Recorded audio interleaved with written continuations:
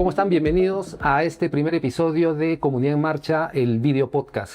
El día de hoy tenemos como invitado a un amigo con el que trabajamos, con el que hemos visto algunos temas interesantes en Comunidad en Marcha, y vamos a hablar de muchos temas relevantes, sobre todo el tema mediático que actualmente es el que nos llama la atención y estamos inmersos en ellos, que son las elecciones generales 2026, y también vamos a dar una mirada a lo que son las elecciones tanto distritales, municipales como regionales. Quiero darle la bienvenida a José Carlos Rivera. Él es abogado, es profesor de la universidad, tiene mucho conocimiento con respecto a estos temas de la coyuntura política que está ocurriendo actualmente, y vamos a hablar bastante al respecto del pensamiento de lo que está ocurriendo tanto en los jóvenes como en el público en el sur del Perú, la orientación de los votos, cómo realmente es que la gente puede ser que decide o no decide su voto. Entonces quiero darle la bienvenida a José Carlos. José Carlos, bienvenido a este primer podcast de Comunidad en Marcha. ¿Cómo estás? Hola Juan Carlos, ¿cómo estás? Muchas gracias por la invitación y vamos a conversar a ver cuál es nuestro contexto actual, hacia dónde vamos y qué metas tiene el Perú en este momento a nivel político. Mira, lo importante, queríamos conversar contigo porque tú tienes un acercamiento casi diario con los jóvenes, con estudiantes de la universidad. Tú eres profesor de la carrera de Derecho. Correcto. Entonces tenemos muchos estudiantes que últimamente a los jóvenes se cree que no tienen algún interés en la política, ¿no? Como que tal vez están un poco desinteresados. Pero ¿tú qué opinas de eso? Yo creo que hay un temor natural a lo que es acercarse a la política, ¿no? Porque cuando hablamos de política, hablamos de derecho, hablamos de corrupción. Entonces, yo creo que ahí hay una labor muy importante que tenemos que hacer como profesores, y todos los profesores, no solamente los de derecho, sino de cualquier, digamos, disciplina, de cualquier materia, en tratar de convencer a los jóvenes de que se involucren cada vez más en políticos, y sobre todo aquellos que tienen mucha curiosidad en ello y ver cómo lo despertamos. Porque siempre cuando relacionan política es directamente corrupción, ¿no? O sea, hay el temor, no es que yo no tenga la vocación de meterme en política, pero sé de que si entro voy a terminar desgraciadamente también ensuciándome, ¿no? Por más que uno tenga muy buenas intenciones, pero piensa eso, ¿no? Eso es algo que todos los días lo escuchas, digamos, en los jóvenes cuando hablan de este tema. Sí, es digamos, muy repetitivo, ¿no? Es muy repetitivo. Los jóvenes relacionan constantemente el tema de la corrupción y, claro, lo que ellos dicen es: voy a entrar a corrupción o voy a entrar a la política, voy a digamos, desplegar algunas acciones a nivel política, y luego va a ser difícil salir de todo este sistema de corrupción que hay dentro de la política. Pero, claro, ahí viene nuestra labor, ¿no? Y decirles que política y derecho no son corrupción. Claro. Creo que se puede hacer buena política, y como siempre digo yo, y les digo esto a los alumnos, el derecho es una herramienta muy poderosa, Sí. muy poderosa. O sea, uno puede hacer y deshacer con el derecho, y tenemos que usarla para el bien común. Y la política no está solamente dirigida a los abogados, ¿no? Hemos tenido presidentes economistas, hemos tenido presidentes abogados, es verdad, pero con diferentes profesiones. Incluso el Congreso o muchas autoridades no tienen esta formación académica en el derecho, que es importante. Yo creo que sí es importante conocer, digamos, lo que es la ley, la Constitución, pero no está relacionado únicamente a una carrera en especial, ¿no? Entonces, Totalmente. política, como siempre se escucha, hacemos todos, ¿no? En el lugar en el que estemos, pero ya orientarse directamente a un tema político ya es un poco más complicado. ¿Cómo has visto tú el tema de las elecciones ahora que ya hemos pasado una primera vuelta, una segunda vuelta? ¿Cómo te han parecido estas campañas? Han sido campañas breves, ¿no? Hemos tenido campañas de 2, 3 meses con muchos candidatos, muchos partidos. ¿Cómo has hecho un análisis? ¿Cómo te parece que ha ocurrido este fenómeno electoral? Sí, esta vez definitivamente las redes sociales han tenido un protagonismo clarísimo, ¿no? Ahí se ha definido también mucho voto, ¿no? Ahí se han definido los votos, así es. Porque, a ver, si pensamos en los jóvenes están interesados en ver qué pasa en redes sociales, ¿no? Sí, todo el día están... Ni siquiera Facebook, ¿no? Porque quizás Facebook es de nuestra época, Juan Carlos, ya fue. Sí, o sea, ellos están en TikTok, en Instagram, de alguna forma curiosean Twitter. También. Pero es eso, o sea, son redes sociales. Sobre todo diría yo TikTok. O sea, es decir... TikTok yo creo que ha agarrado Instagram y X a la vez, ¿no? Así Porque es. también en TikTok es donde la gente también ya se manda con todo, ¿no? Correcto, tiene su formato pues amigable, ¿no? Ese Sí. formato instantáneo que ya sabemos que a nuestro cerebro le gusta eso, ¿no? Al cerebro le gusta videos cortos, Sí. cortos, entonces claro, ¿qué prefiero? ¿Leerme un plan de gobierno de unas 30, 60, 100 hojas? ¿O ver un video donde, a ver, veo al candidato bailando, veo que enfatiza conmigo? ¿Qué es a qué apuntamos, ¿no? Creo que es ahí digamos, el valor que han tenido las redes sociales en esta oportunidad. y que en videos de un minuto y medio no te va a decir muchas propuestas, pero sí te puede hacer un baile, algo gracioso que capte tu atención, ¿no? Así es, ¿no? O sea, ahí me van a mostrar el folclore, digamos, Sí. Que ha funcionado, ¿no? Muchos, que ha funcionado. por ejemplo, candidatos que aparecieron las últimas 2 semanas, como lo que es el fenómeno Nieto. Nieto tenía una campaña de marketing muy fuerte, muy interesante. Arequipa ha sido la región en la que, la provincia de Arequipa, dentro de la región Arequipa, ha sido donde ha ganado Nieto, y aparecieron también candidatos como Belmont, ¿no? Que llegó al público joven, ¿no? Un público que creo que lo veía tal vez como un outsider y tal vez no tenía mucho conocimiento de toda la trayectoria política que ha tenido Belmont antes, ¿no? Pero creo que lo supieron manejar muy bien en redes sociales con el trabajo que hicieron. Nieto dirigió a los jóvenes, Belmont trabajando mucho con su hija, entonces creo que lograron captar a un público joven. Y el efecto Belmont es interesante porque ¿cuál es el pensamiento de los jóvenes? O sea, yo no tenía la menor idea de qué era RBC. No tenía la menor idea. Pero ¿qué decían ellos? Ellos decían, no, es que quiero darle su última oportunidad. Quiero que en esta última oportunidad, después de tanto tiempo, lo logre. O sea, ese era el cliché de los jóvenes. No sabían que es RBC, no sabían todo el tema, digamos, de estas irregularidades en los aportes y todo. Yo no tenía la menor idea.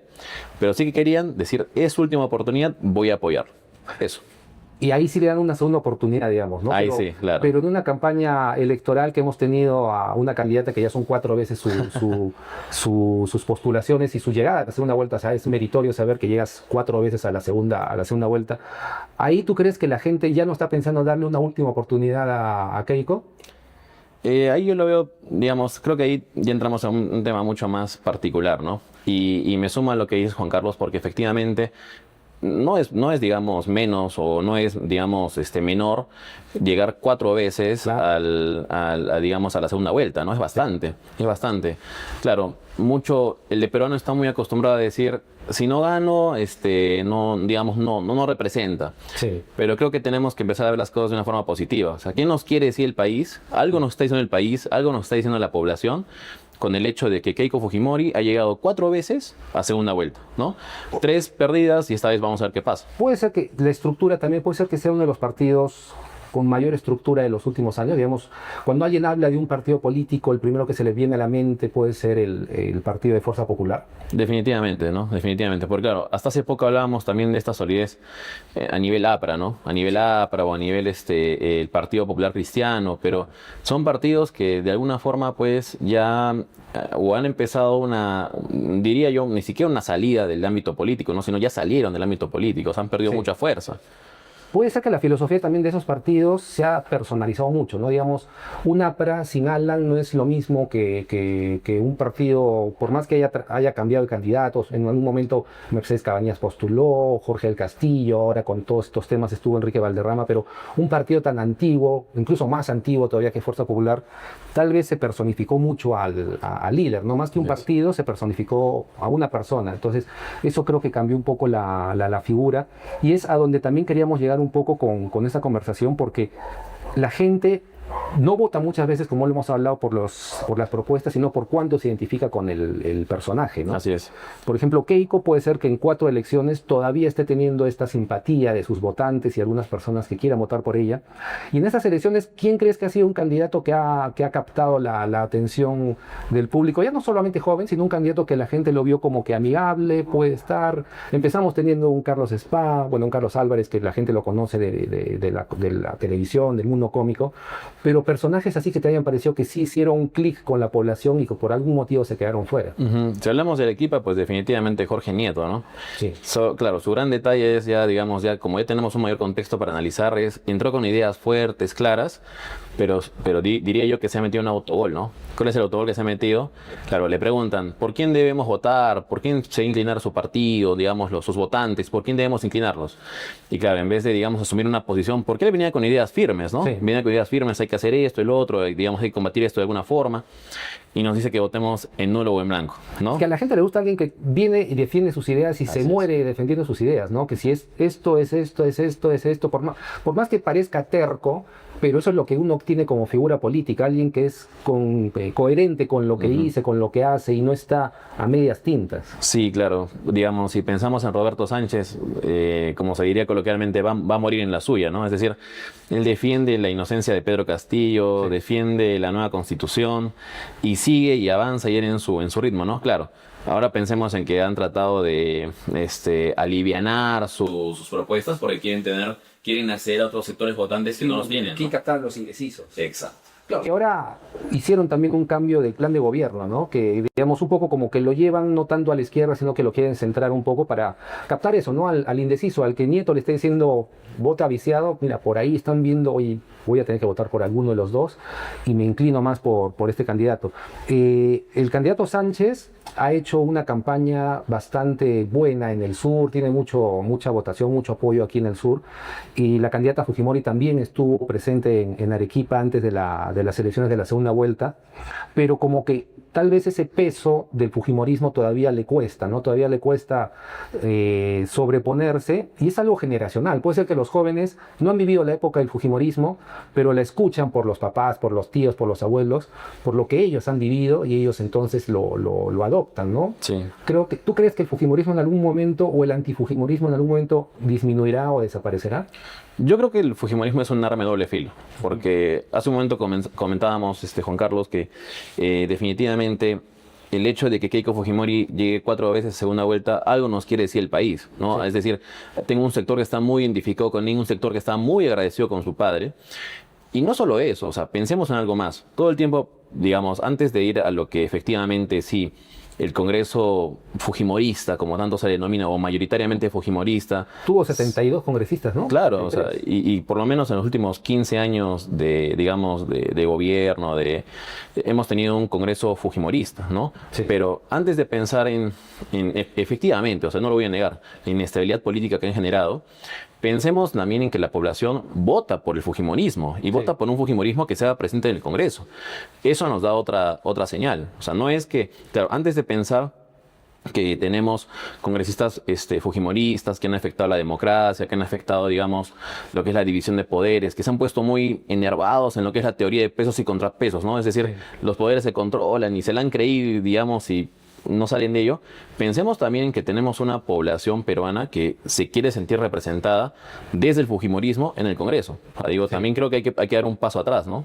Sí, porque, a ver, la figura del Congreso es una de las figuras que tiene, digamos, el porcentaje de aprobación más bajo, ¿no? O sea, se hace aprobación de la presidencia, tanto, aprobación del Congreso, ya estamos llegando casi a 0 punto tantos, y siempre este concepto o estos mensajes de la población, ¿no? El Congreso no me representa, Así es. pero sí te representa, o sea, porque tú has votado, no por los que están tal vez ahí, pero al ejercer tu voto tú ya estás representando, estás validando, digamos, su representación. Hemos tenido con PPK 72, 73 congresistas de Fuerza Popular. Con Pedro Castillo llegamos a tener, creo que 37 de Perú Libre. Entonces, hay muchos cambios en las bancadas que manejan el Congreso, pero todavía se le atribuye, como lo hemos visto en el último debate, que el Congreso sigue siendo fujimorista, ¿no?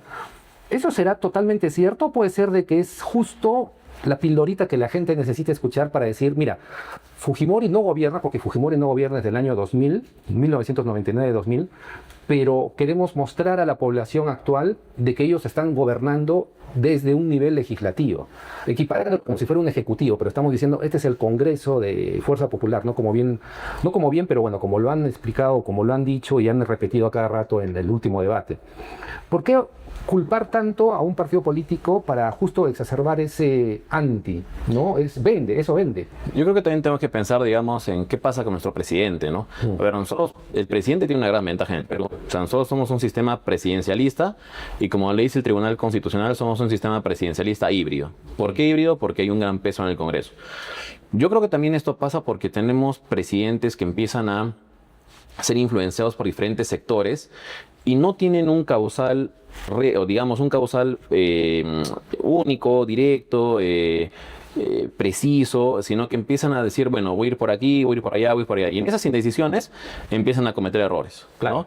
Y ese ahí en el Congreso dice, ok, estás empezando a, digamos, no tener un sendero claro, entonces tengo que aplicar algún tipo de control para poder recuperar ese sendero, ese camino recto el cual debe seguir el Perú. Entonces, creo yo que también tenemos que pensar en qué establece nuestra Constitución, ¿no? Sí, O sea, tenemos un sí. sistema presidencialista. O sea, Aunque últimamente dicen que es más parlamentarista, pareciera, ¿no? exacto. Por la figura, esto de la vacancia presidencial se ha vuelto tan, que la llaman vacancia express, ¿no? Porque justo dicen, no, a ver, ya, el que gane las elecciones, ya no importa, porque al final, ¿cuál es más fácil sacarlo? Y lo pueden hacer, ¿no? Ya con esta figura ahora de la Cámara de Senadores es un poco más complicado. Es complicado, o sea, ya no se puede, digamos, manejar lo mismo que hemos tenido antes.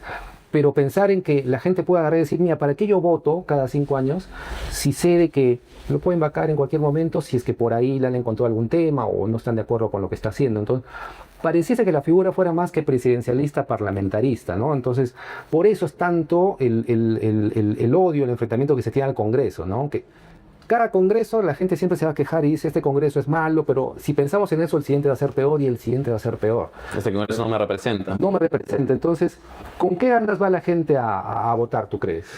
Igual, claro, antes de pasar a ello, el tema del Congreso es que tenemos que tener en cuenta que ahí opera una presunción jurídico-política, ¿no? Como tú bien dijiste hace un momento, Juan Carlos, por más que yo no quiera y por más que yo no haya votado por ese congresista, me representa. No el congresista, sino el Congreso, ¿no? Tengo un Sí. Congreso que me represente y las leyes que se deben emitir son leyes que nos representan. ¿Por qué? Claro. Porque en elecciones válidas se han elegido a los congresistas, ¿no? Y yo creo que ahí también, o sea, hay que tener ese tema bastante claro, porque muchas veces decimos, bueno, no me representan, pero así como también elegimos al presidente y decimos, bueno, es que no tenemos un presidente por 4 años hace muchísimo tiempo, también elegimos al Congreso. Claro. Yo, digamos, diría una pregunta retórica, ¿quién nos impide votar por el Congreso? Exacto. Bueno, y también no solamente votas por presidente, sino que es importante, y según lo que ha pasado últimamente, saber quién es de vicepresidente, porque es el que va a seguir en el cargo en el caso pase, ¿no? O sea, cuando votabas por PPK, ¿quién fue presidente después? Su vicepresidente, Martí Vizcarra. Votaste por Pedro Castillo, ¿quién fue presidente después? Su vicepresidenta, Dina Boluarte. Entonces, la mirada que se le da al vicepresidente es importante. Claro, el Jurado Nacional de Elecciones no sé por qué no ha hecho un debate entre vicepresidentes, porque hubiese sido interesante escuchar, porque posiblemente, bueno, ahora con la figura bicameral no tanto, pero la gente tiene que conocer quién es el presidente y quién es el vicepresidente, porque en la figura actual posiblemente él sea el que suceda el cargo, ¿no? Entonces, esto a los jóvenes o a la gente, digamos, en el día a día, ¿cómo se les enseña para que conozcan, para que sepan lo que es el Poder Legislativo, el Poder Ejecutivo, lo que es la Cámara Bicameral? O sea, ¿quién les informa qué es lo que hace cada uno? Hemos visto propuestas de candidatos a diputados que parecían candidatos a gobierno regional porque ofrecen puentes y saben que no pueden hacer. Y ellos saben que no pueden hacer, pero ¿cómo es que aprovechan este espacio para ofrecer cosas y el público lo acepta, ¿no? Sí, claro, ¿no? Es que ahí también, como país, yo creo que tenemos una labor pendiente, ¿no? Educación. Educación, es decir, si no, a ver, a veces digo, la idea de que la división de poderes, pesos y contrapesos, se enseña en las universidades, es muy tarde. Sí. Debe enseñarse desde el colegio y debe enseñarse con claridad y sin adoctrinamiento, ¿no? Y sin adoctrinamiento, porque Claro. muchas veces empiezo yo como diferentes profesores lo enseñan y empiezan a decir, bueno, es que el presidente debería o el Congreso debería, no, o sea, expliquemos la teoría clara, ¿no? Y además en el Perú pasa algo interesante, que tenemos, aparte de tener división de poderes, tenemos un sistema donde tenemos organismos constitucionalmente autónomos. Sí. Aquí ya sabemos que tenemos un poderoso Tribunal Constitucional que efectivamente se encarga muchas veces de interpretar algunas cuestiones y ser la última voz autorizada. Y son instituciones que son, digamos, soberanas, autónomas, pero que también tienen crisis, ¿no? Hace poco ha habido un cambio del presidente del TC, entonces son instituciones que también a la población dice, ya, esto me va a defender, pero también la vemos que dentro hay crisis, entonces, y es una crisis general, no solamente del Estado, sino de las instituciones autónomas. El BCR es el que todavía, digamos, continúa ahí, pero ya hemos escuchado dentro de las propuestas de algún candidato que el BCR va a cambiar de director, no va a cambiar de director, qué se va a hacer con el BCR. Entonces creo que se está jugando con la imagen del BCR para convencer a los que todavía no deciden su voto para la segunda vuelta. Eso yo creo que es algo interesante que se puede conversar, porque polarizas a la gente, desinformas a la gente y pasadas las elecciones generales, digamos, ¿cómo ves ahora la decisión de lo que van a hacer gobiernos regionales, municipalidades, provinciales? Porque la gente mucho le echa la culpa al Estado, pero tenemos gobernadores regionales, tenemos presupuestos regionales, y ahí no reclamamos, ¿no? Cuando falta una carretera no necesariamente es el Estado el responsable, sino que tenemos una entidad regional que es la que debería solucionar estos temas. ¿Cómo ves las elecciones para lo que es gobierno regional, municipalidades? En el Perú también pasa algo interesante, ¿no? Que somos tenemos una forma de Estado unitario, ¿no? Entonces, ¿qué representa ello? Que no todo se concentra en el gobierno central, Claro. sino que hay una delegación de facultades que recaen en los gobiernos regionales y también en algunas cuestiones principales en municipalidades provinciales y distritales. Entonces, sí hay una labor ahí, digamos, vital, ¿no? Porque, a ver, nuevamente pensemos, el ordenamiento jurídico peruano, Perú, digamos, si queremos ir en concreto, es un solo cuerpo. Sí, es un solo cuerpo. Entonces, de nada nos sirve tener un buen presidente, un buen Congreso, un buen Poder Judicial, si no pensamos también en, bueno, en esta semiconsigna que Perú viene discutiendo hace muchos años de la famosa descentralización, ¿no? Porque en ese que momento lo logran en todas las elecciones, ¿no? sí, o sea, es otro caballito de batalla de las elecciones, pero a pesar de que gana el presidente que sí lo ha propuesto, nuevamente surge la pregunta, ¿no?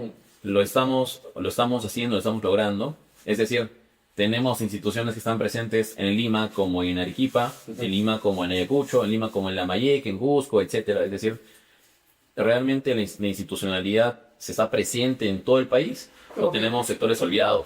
¿Tú crees que la descentralización, tal como está, ha funcionado? Porque hay propuestas de algunos candidatos que decían no dividirlo por departamentos, sino por macroregiones, ¿no? Una macroregión sur que tenga costa, sierra y parte un poquito de selva, digamos. Una región central, una región oriental, una región del norte. ¿Sería mejor un manejo así o tú crees que la descentralización funciona, pero lo que hemos elegido mal es a los gobernadores actuales? Sí, yo iría por lo segundo, Juan Carlos, porque yo creo que tenemos un buen sistema de descentralización. Tenemos buenas políticas de Estado que apuntan por la descentralización. ¿Cuál es el problema? Que, claro, entra el gobierno central y quiere retener el poder cerca de él, ¿no? Que es en Lima, ¿no? O sea, digamos, en vez de apostar por otorgar algún tipo de potestades, facultades por delegación, ¿ah? Por delegaciones siempre supervisadas, en vez de apostar porque, digamos, traten de descentralizarse, ese ímpetu absolutista, autoritario, de querer concentrar el poder en Lima, creo que es lo que al final, a través de la gestión pública, no se logra, ¿no? O sea, ¿todavía tú crees que hay un centralismo fuerte? Pese a que, digamos, Sí. tenemos gobiernos regionales, todo ello. Porque yo a veces pienso de que creo que la imagen del gobernador, como que en estos espacios electorales, elecciones generales, como que él pasa un poquito tranquilo, ¿no? Porque toda la culpa tal vez se le echa al Estado y él está como que, bueno, pues yo no puedo hacer nada porque estoy atado. Pero Arequipa tiene canon, Arequipa tiene presupuestos, vemos la ejecución del presupuesto público, en algunos casos porcentajes bajos, en algunas municipalidades. Entonces yo creo que también hay que ahora, en las próximas elecciones, elegir bien a los candidatos porque son directamente quienes trabajan el presupuesto de tu distrito, de tu ciudad o de tu región, para que no tengamos nuevamente estas imágenes de arrepentimiento, que son autoridades que van a estar, en el caso del presidente y congresistas, 5 años, esperemos, digamos, que se mantengan los 5 años, y de autoridades locales de 4 años. ¿Qué mensaje podrías dejar así para finalizar con respecto a lo que se viene en las elecciones? Que la gente... ¿Qué te gustaría que la gente revise más, que se dé un mayor tiempo para poder investigar con respecto a las generales? Digamos, ya estamos cerca a las elecciones generales, a la segunda vuelta, pero sobre todo a las regionales y provinciales que son importantes. Todavía hay tiempo, son en octubre, entonces hay tiempo como para revisar bien los planes de gobierno y revisar sobre todo los candidatos. Sí, a ver, primero, nuevamente evitemos votar por sentimentalismo. Evitar el sentimentalismo, ver realmente cuáles son sus propuestas, quiénes los acompañan. Es vital, ¿no?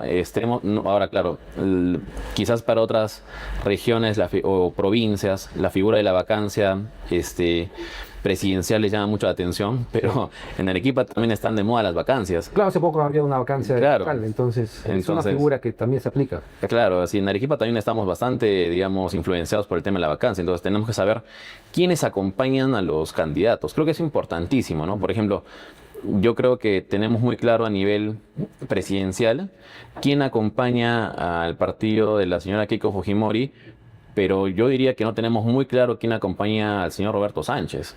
Es que por eso fue el Jurado Nacional, a ver, iba a haber tres debates entre candidatos entre equipos técnicos y la vicepresidencia se ha quedado en el aire. Sí va a ser entre candidatos a la vicepresidencia, que es importante justo por lo que hemos hablado, ¿no? Vital. Pero por algún motivo, bueno, por lo menos sí ha habido debates, ¿no? En las elecciones de 2021 creo que no hubo, pero por lo menos ha habido 2 debates.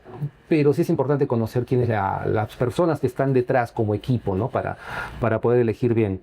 Te agradezco mucho, José Carlos, por la participación. Ha sido interesante conversar un poco esto desde el punto de vista académico, como abogado y sobre todo con el trabajo con los jóvenes que estás haciendo. ¿Cómo crees que los jóvenes vayan a decidir su voto este año 2026? ¿Lo están haciendo con convicción o lo están haciendo tal vez por algún desencanto y por obligación? Mira, yo vengo ahorita justamente de unas exposiciones, o yo les diría más unas pequeñas clases magistrales de los alumnos, porque les pido que no solamente expongan algo, no solamente lo comuniquen, sino que se centren en que sus compañeros lo aprendan, ¿no? Claro. Veníamos de exponer autoritarismo y terrorismo. Entonces, claro, yo diría que es una línea muy marcada en la que tenemos que elegir ahora. Es decir, creo que no es fácil en las aulas muchas veces tener la claridad de señalar hacia dónde debemos ir, ¿no? Digo, primero, ¿de dónde venimos? ¿No? ¿Cuál es nuestro contexto político anterior? Es decir, como presidente, como gobernador regional, ¿qué riesgos debo asumir? ¿Qué acciones debo realizar para realmente lograr esa supervivencia de mi población, ese desarrollo de mi población y esa protección de mi población? Claro. Creo que tenemos que pensar en eso, o sea, hasta dónde debo llegar para lograrlo, porque si voy a ser un presidente o digamos a través de leyes los congresistas, gobernador regional o alcalde municipal, que realmente no me preocupo por mi población y llego hasta donde ellos al máximo que me permite la ley para poder lograr un resultado a favor de ellos, creo yo que la propuesta termina quedándose en el papel. Sí. Y nuevamente como población seguimos al aire. ¿La historia la conocen los jóvenes de lo que hemos vivido en el Perú o no? Yo diría que y es lo que conversábamos en ese momento, es más generacional. Es generacional. Yo creo que, ¿no? Sí, yo creo que muchas veces este odio hacia Keiko Fujimori o este apasionamiento involuntario por Roberto Sánchez, creo que es un tema mucho más generacional que informado y con un conocimiento, diría yo, por convicción, ¿no? Escuchamos que nuestros abuelos, a nuestros padres, a nuestros hermanos, que tienen algún tipo de tendencia por algún candidato y la seguimos. Claro. Yo sí invito siempre a mis estudiantes a tener un criterio propio. Respetemos a nuestros padres, a nuestros abuelos, digo, no quita eso, pero desarrollemos un criterio propio, porque al final el voto es secreto. Sí. Entonces, no es que yo me voy a pelear con mi familia por estar diciéndoles, bueno, voy a votar por él o por él, ¿no? El voto es secreto. Sí. Entonces, desarrollemos criterios. Y ese pensamiento crítico es en las aulas donde se debería apoyar, sobre todo el desarrollo, ¿no? Porque sí.